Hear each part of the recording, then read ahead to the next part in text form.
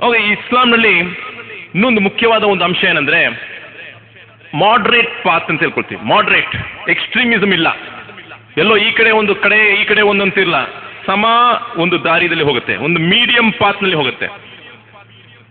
ದೇವರ ಆರಾಧನೆ ಮಾಡಬೇಕಂದ್ರೆ ಕಾಡಿಗೆ ವನವಾಸ ಮಾಡಬೇಕಂತ ಅವಶ್ಯಕತೆ ಇಲ್ಲ. ಊಟ ಎಲ್ಲ ಬಿಟ್ಟು ಬಟ್ಟೆ ಎಲ್ಲ ಹಾಕದೆ ಏನೋ ಸ್ನಾನ ಮಾಡದೆ ಒಂಥರ ಅಸಹ್ಯವಾಗಿ ಹಾಗಿರ್ಬೇಕಂತ ಚಾನ್ಸ್ ಇಲ್ಲ ಇಸ್ಲಾಂನಲ್ಲಿ. ಕುರಾನ್ನಲ್ಲಿ ದೇವನೇ ಕೊಡ್ತಾನೆ, ವಕಜಾಲಿಕ ಜಅಲ್ನಾಕುಂ ಉಮ್ಮತಂ ವಸತಾ, ನಿಮ್ಮನ್ನು ನಾವು ಒಂದು ಮೀಡಿಯಂ ಪೀಪಲ್ ಆಗಿ ಮಾಡಿದೀವಿ.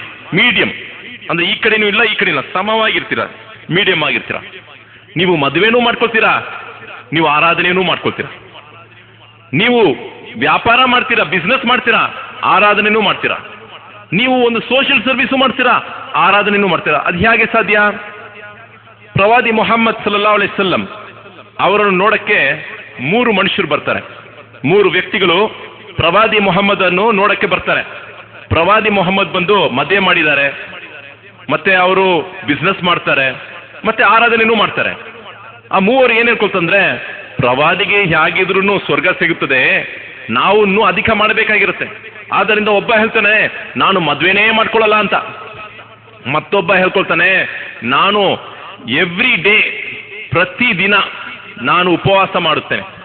ಇನ್ನೊಬ್ಬ ಹೇಳ್ತಾನೆ ನಾನು ರಾತ್ರಿ ಹೊತ್ತು ನಿದ್ದೆನೇ ಮಾಡೋದಿಲ್ಲ, ರಾತ್ರಿ ಎಲ್ಲ ದೇವನನ್ನು ಆರಾಧನೆ ಮಾಡ್ತೀನಿ ಅಂತ. ಪ್ರವಾದಿ ಮೊಹಮ್ಮದ್ ಸಲ್ಲಲ್ಲಾಹು ಅಲೈಹಿ ವಸಲ್ಲಂ ಇವರಿಗೆ ಈ 3 ಬಗ್ಗೆ ತಿಳುವಳಿಕೆ ಪಡೆದ ಮೇಲೆ ಅಲ್ಲಿ ಹೋಗಿ ಕೇಳ್ತಾರೆ, ನೀವು ಹೀಗೆ ಹೇಳಿದ್ರಾ, ನೀವು ಇಂಥ ಮಾತು ಹೇಳಿದ್ರಾ? ಅವ್ರ ಹೇಳ್ತಾರೆ ಹೌದು ಅಂತ. ಪ್ರವಾದಿ ಹೇಳ್ಕೊಳ್ತಾರೆ, ನೀವು ನಮ್ಮ ಜೊತೆಗೆ ಇಲ್ಲ ಅಂತ, ನೀವು ನಮ್ಮನ್ನು ಸೇರಿದವರು ಇಲ್ಲ. ಯಾಕೆ ಅಂತ ಹೇಳಿದ್ರೆ ಪ್ರವಾದಿ ಹೇಳ್ತಾರೆ, ನಾನು ಮದುವೆನೂ ಮಾಡ್ಕೊಂಡಿದ್ದೀನಿ, ನಾನು ಊಟನೂ ಮಾಡುತ್ತೇನೆ, ಕೆಲವು ದಿನ ಉಪವಾಸ ಮಾಡುತ್ತೇನೆ, ಕೆಲವು ದಿನ ಉಪವಾಸ ಇರೋದಿಲ್ಲ, ನಾನು ರಾತ್ರಿ ಹೊತ್ತು ದೇವನಿಗೆ ಆರಾಧನೆ ಮಾಡ್ತೀನಿ ಕೆಲವು ವೇಳೆಗೆ, ಮತ್ತೆ ವೇಳೆ ನಾನು ನಿದ್ದೆ ಮಾಡ್ಕೊಳ್ತೀನಿ. ನಿಮ್ಮ ಕಣ್ಣಿಗೆ ಮಾಡಬೇಕಾಗಿದ್ದ ಡ್ಯೂಟಿ ಇದೆ, ಕಾರ್ಯಗಳು ನೀವು ಮಾಡಬೇಕು, ಕರ್ಮ ಇದೆ, ನಿಮ್ಮ ಕಣ್ಣಿಗೆ ಮಾಡಬೇಕಾಗಿದ್ದ ಕರ್ತವ್ಯ ಇದೆ.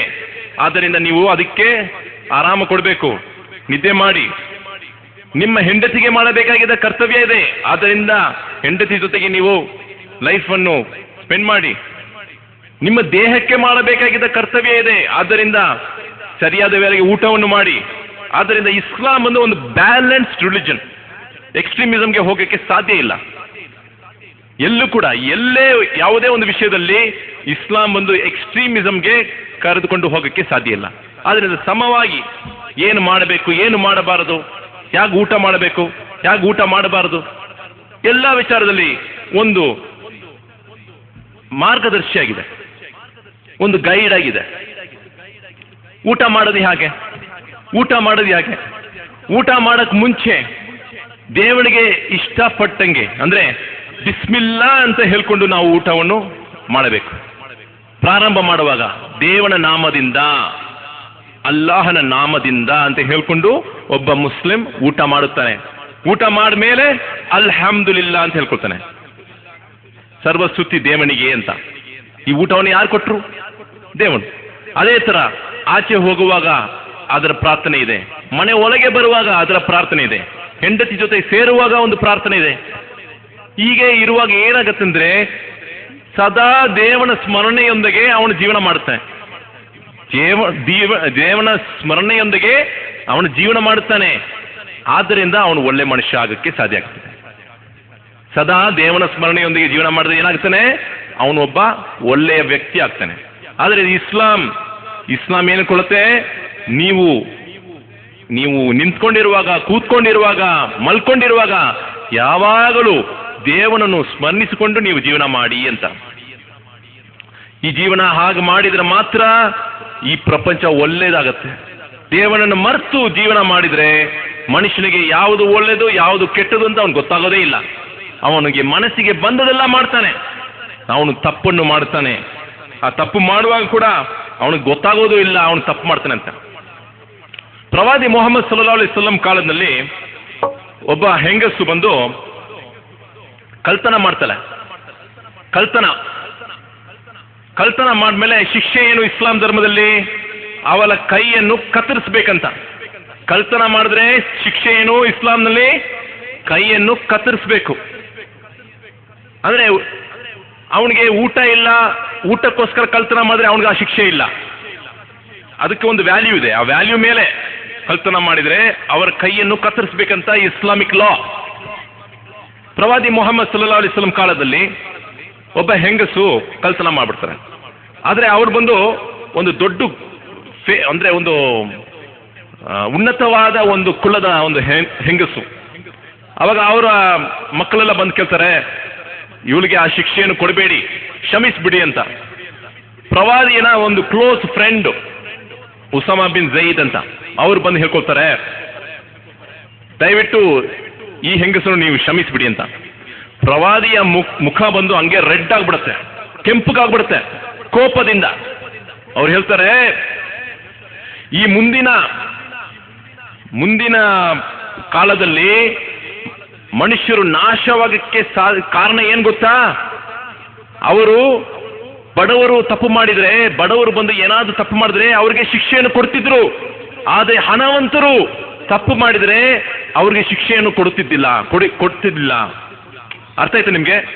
ಬಡವರು ತಪ್ಪು ಮಾಡಿದ್ರೆ ಶಿಕ್ಷೆ ಕೊಡ್ತಿದ್ರು, ಆದರೆ ಹಣವಂತರು ತಪ್ಪು ಮಾಡಿದ್ರೆ ಅವರಿಗೆ ಶಿಕ್ಷೆಯನ್ನು ಕೊಡ್ತಿಲ್ಲ. ಈ ಕಾರಣದಿಂದ ಹಲವಾರು ಒಂದು ಕಾಲದಲ್ಲಿ ಎಷ್ಟೋ ಒಂದು ಸಮಾಜ ಒಂದು ನಾಶವಾಯಿತು ಅಂತ ಪ್ರವಾದಿ ಮೊಹಮ್ಮದ್ ಸಲ್ಲಲ್ಲಾಹು ಅಲೈಹಿ ವಸಲ್ಲಂ ಹೇಳ್ಕೊಳ್ತಾರೆ. ನೋಡಿ, ಇವತ್ತಿಗೆ ನೋಡಿ, ಒಬ್ಬ ಹಣವಂತ ಇಲ್ಲ, ಒಂದು ರಾಜಕೀಯ ಮಾಡೋನು ಹಣವಂತ, ಅವನಿಗೆಲ್ಲ ಇದೆ, ಆಸ್ತಿ ಸಂಪತ್ತಿದೆ, ಅವನೊಂದು ತಪ್ಪು ಮಾಡ್ತಾನೆ, ಜೈಲಿಗೆ ಹೋಗ್ತಾನೆ, ಒಂದು ವಾರದಲ್ಲಿ ಆಚೆ ಬರ್ತಾನೆ, ಜೈಲಿಗೆ ಹೋಗ್ತಾನೆ, ಒಂದು ತಿಂಗಳಲ್ಲಿ ಆಚೆ ಬರ್ತಾನೆ, ಬೇಲ್ ಸಿಕ್ಬಿಡುತ್ತೆ.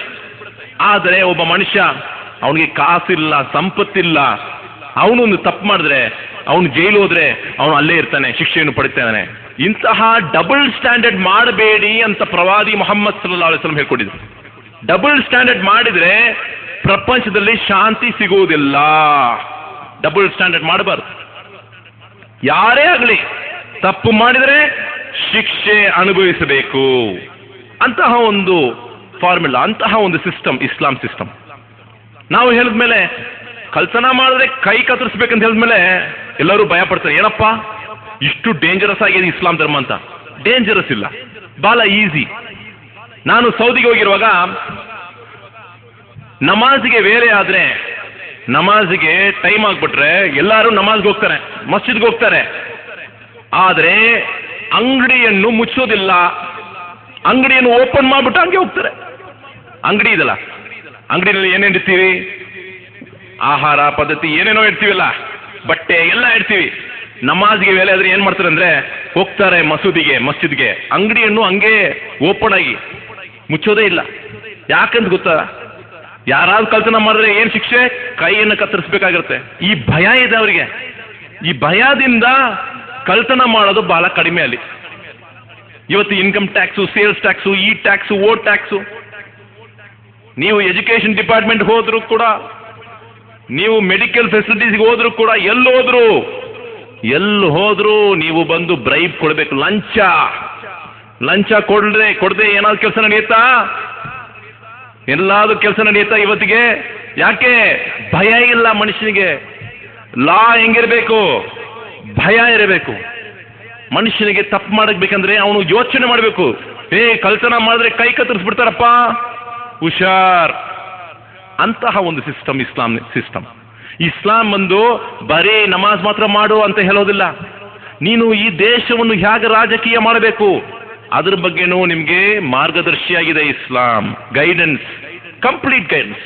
ಯಾವ ವಿಷಯದಲ್ಲಿ ಬೇಕು, ಎಲ್ಲ ವಿಷಯದಲ್ಲೂ ಗೈಡೆನ್ಸ್ ಇದೆ ಇಸ್ಲಾಂನಲ್ಲಿ. ಆದ್ದರಿಂದ ನಾನು ನಿಮ್ಮೆಲ್ಲರಿಗೂ ಹೇಳ್ಕೊಳ್ಳೋದೇನೆಂದ್ರೆ, ಇಸ್ಲಾಂ ಪ್ರಕಾರ ಜೀವನ ಮಾಡಿದ್ರೆ ಮನುಷ್ಯನಿಗೆ ಬೇಕಾಗಿದ್ದ